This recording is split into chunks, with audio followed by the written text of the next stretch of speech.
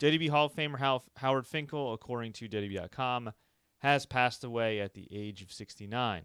Now, some younger fans, maybe you've only been coming up in the 2000s, maybe you just became a fan recently.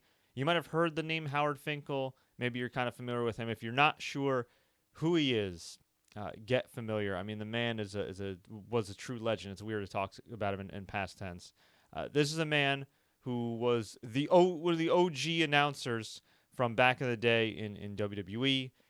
His famous words, "Welcome to WrestleMania," and I didn't even do it justice there, but just incredible presence on the mic. Was a phenomenal ring announcer for WWE for decades, and I feel like these days ring announcing's more about like how a person looks on TV. I mean, there are some good ring announcers WWE has, like Greg Hamilton and a few other guys, but I feel like it's kind of like, I don't want to say a lost art, but an overlooked art, whether it be on the corporate level or sometimes even on the fan level. And you look at a guy like Howard Finkel, how he was able to underscore so many great moments, title wins, the following contest is for the World Wrestling Federation Championship. And then he's like, a new World Wrestling Federation champion. Like his voice is just incredible.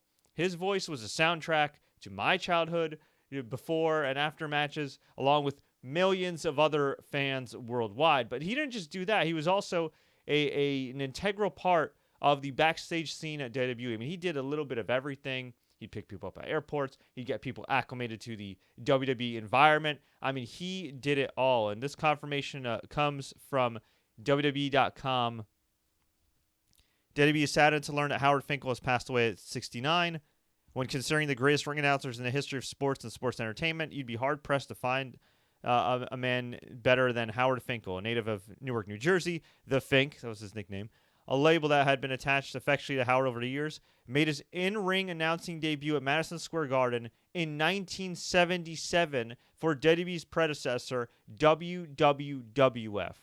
He became a full-time ring announcer in 79. When WWE was established in 1980, he became the first and eventually longest-serving employee. Yeah, just incredible. And also says, Fink didn't shy away from in-ring competition in certain circumstances. In 1995, he battled his longtime rival Harvey Whippleman in a tuxedo match on Raw, and later helped X-Pac shave Jeff Jarrett's head in a hair versus hair match at SummerSlam 98. They also leave out the fact that the dude also, I think, wrestled Lillian Garcia once and had somewhat of an awkward comedic match. He wasn't afraid to laugh at himself, that's for sure, and he seemed to have a good sense of humor about himself, which was cool.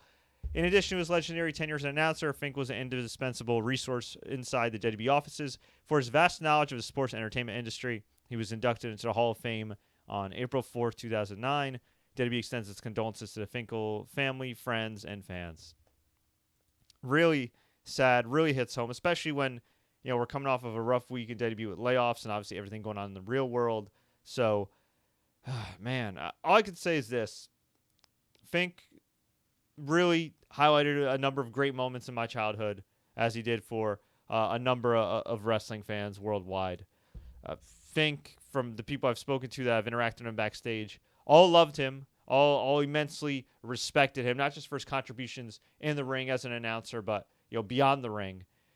And man, I'm so blessed to be able to have seen, I think, one of his last ever appearances as an announcer. Maybe his last. I went to Survivor Series 2011.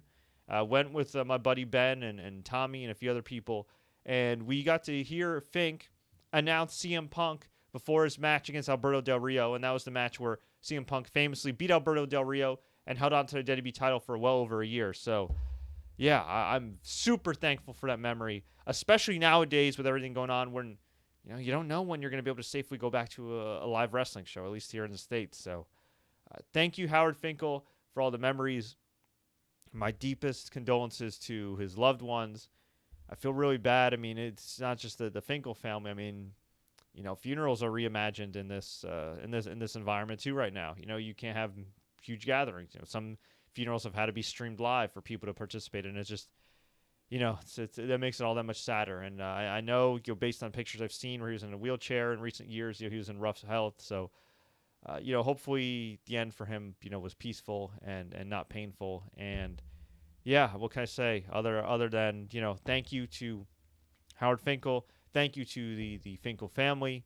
May God bless him. May he rest in peace. I hope you can are able to provide, the beautiful ceremony he deserves, even in this, environment with, lack of gatherings and everything. And yeah, I don't know what else to say other than, thank you for all the people that are watching the live stream right now. Also paying tribute to Howard Finkel, Shane Nugent, James B.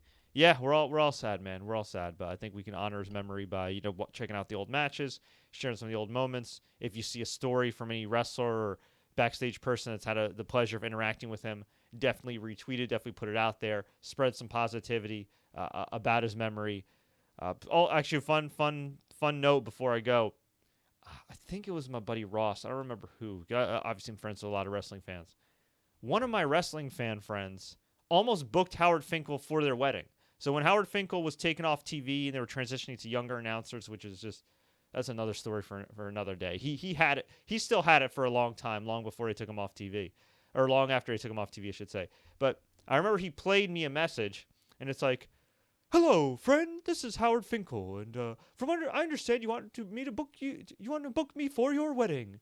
Well, my rate is da da da da." And he went through like the whole spiel as Howard Finkel, as the Fink, and it was amazing. So I'd imagine he made some pretty good money on the side when he was long gone from announcing, doing weddings and other things. But man, I mean, seriously, there's a reason people wanted to book him for weddings and other events. This guy is one of a kind. He's a true legend. There will never be another Fink, just like there will never be another Gene Okerlund, just like there will never be another Bobby the Brain Heenan. I mean, these are dudes that come along once in a lifetime, and there was a void when he was taken off TV years ago, and there's certainly a void now that he is no longer with us physically. So, rest in peace, Howard Finkel. My deepest condolences to all his friends, all his loved ones, his family. May God bless him. Thank you so much for the memories.